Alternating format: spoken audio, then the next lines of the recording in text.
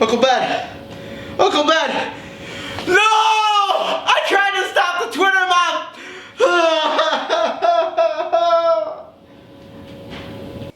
What? It's a Spider-Man movie. It always happens. Cue the intro.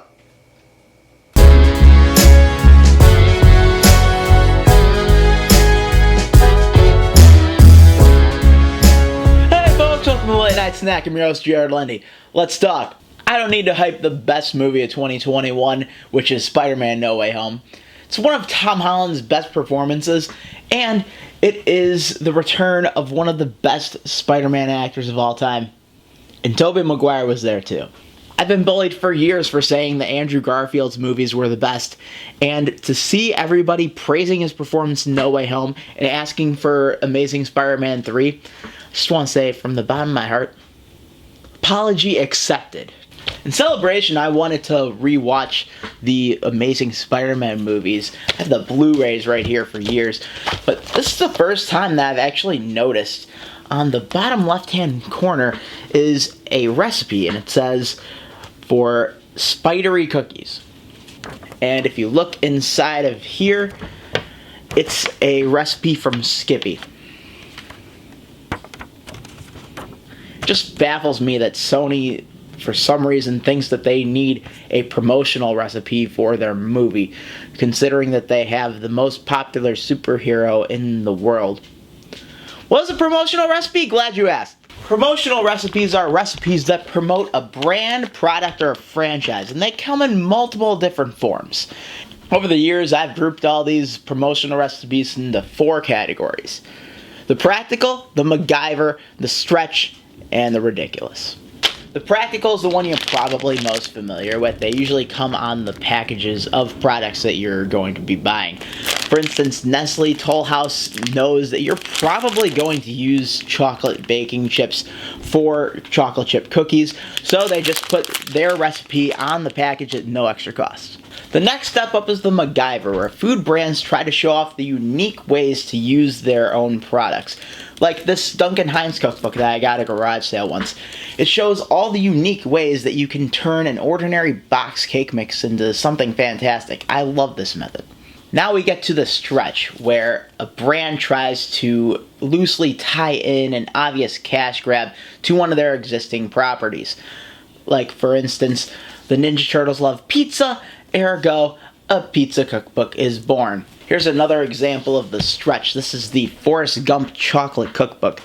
You know, I think that chocolate's mentioned maybe 3 times in the movie Forrest Gump. 2 of those times were from the quote, "Life is like a box of chocolates." But for some reason, the producers at Paramount decided to add in the fact that Mama was a great chocolatier, and Forrest used to try her creations every time he came back from school.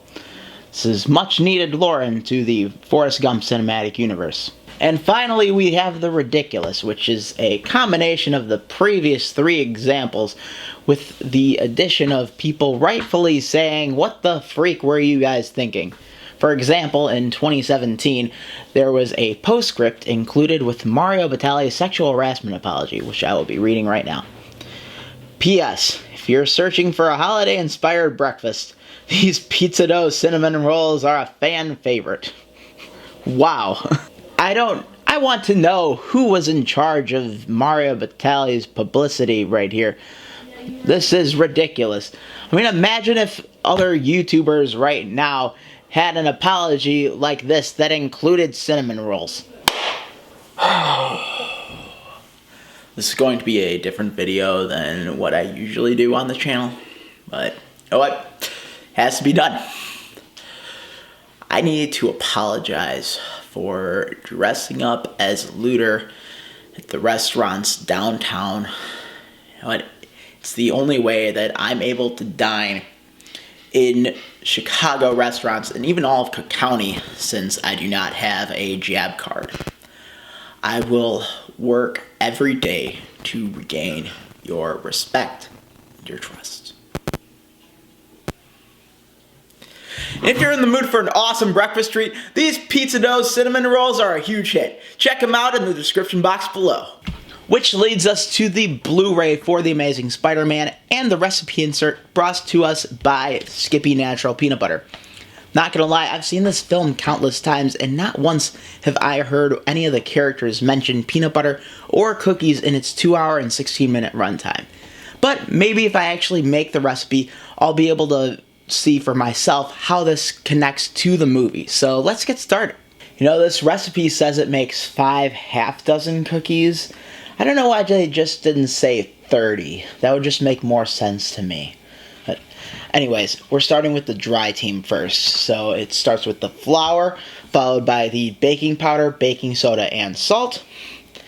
And we're just going to mix all that to combine and set it aside for later use. Side note, all the measurements are going to be in the description box down below in case you guys want to follow along with me. Now, I know this recipe calls for the I can't believe it's not butter sticks, but I'm not a fan of margarine, so I'm just going to use butter. Heck, Skippy is lucky that I'm using their own peanut butter for this recipe. So, in this goes, along with the peanut butter. Side note, I'm a huge fan of this plunger-style measuring device. See how easy that is? And we're just gonna beat this until it's all nice and incorporated. And now we're just gonna add in the eggs and the vanilla extract and mix that all together. And lastly, we're just gonna add in the dry team into the wet team. Just make sure you do this in batches, otherwise flour is just gonna go all over. And my parents would be very mad at me. And time to add in the remaining flour mixture. Give it one last mix. And this is looking like a nice pliable dough.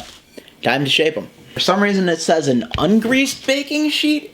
I'm not sure why it says that. Maybe it's because of all the fat with the butter and the peanut butter. Anyways, I'm just using a little ice cream disher right here. And just making a 1-inch ball and just rolling it a little bit and placing it on the baking sheet, and do that with the rest of the cookie dough. This made more than the 5 half-dozen that it said on the actual recipe card, so about halfway through I'm just going to flip them, and that should take around 12 minutes for total cook time, and we'll see how they are next. Quick side note before we get started with the taste testing. If you're making 5 half-dozen, then follow the recipe exactly. But if you do 5 half-dozen like what I did, it's gonna double the cook time. These are pretty big peanut butter cookies. And second thing, for the option for actually having them dress up like spiders, once they're out of the oven, place a peanut butter cup right in the center, and once the chocolate melts you can add the little pretzel pieces so it looks like a tiny spider on top of the cookie. Well, we're ready to taste. I've got my milk right here. Delicious. Now let's try the cookie. Gonna go try the one with the spider on it.